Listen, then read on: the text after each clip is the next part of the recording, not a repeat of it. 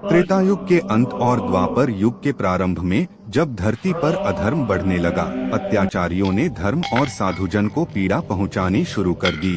तब माता धरती भूदेवी ने गौ का रूप धारण करके ब्रह्मा जी से प्रार्थना की।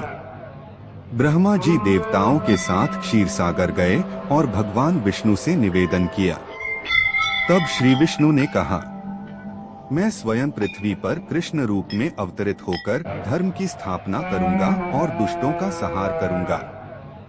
मथुरा में यदुवंश के राजा उग्रसेन का पुत्र कंस बड़ा ही अत्याचारी और दुराचारी था। उसने अपने पिता को कैद कर राज्य छीन लिया। उसकी बहन देवकी का विवाह वसुदेव से हुआ।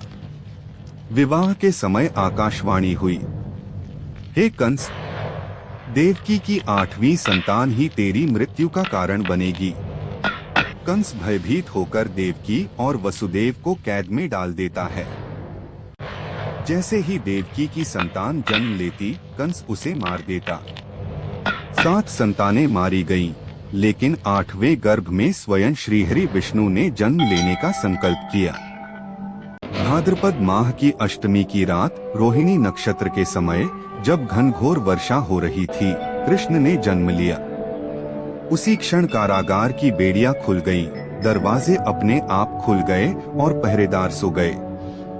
वसुदेव जी ने नवजात कृष्ण को टोकरी में रखकर यमुना नदी पार कर गोकुल पहुँचे और नंद बाबा के घर रखकर वहां की नवजात पुत्री योगमाया को लेकर वापस मथुरा आ गए। नंद बाबा और यशोदा मैया ने कृष्ण को अपने पुत्र के रूप में पाला। कृष्ण बचपन से ही अलौकिक लीलाएं करने लगे। पूतना वध, राक्षसी पूतना ने दूध पिलाने के बहाने कृष्ण को मारना चाहा, परंतु स्वयं ही मर गई। शक्तिवध, शिशु कृष्ण ने पाव मारकर भारी शकट कार्तिक राक्षस का अंत कर दिया। कालिय नाग दमन, यमुना नदी में बसे जहरीले कालिय नाग को कृष्ण ने परास्त किया और उसके फनों पर नृत्य किया।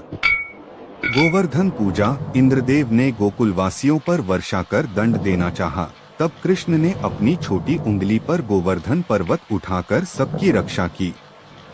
माखन चोरी और रासलीला, ग्वाल बालों और गोपियों के साथ माखन चोरी और रासलीलाएं कर कृष्ण ने अपने भक्तों को आनंद और भक्ति का संदेश दिया।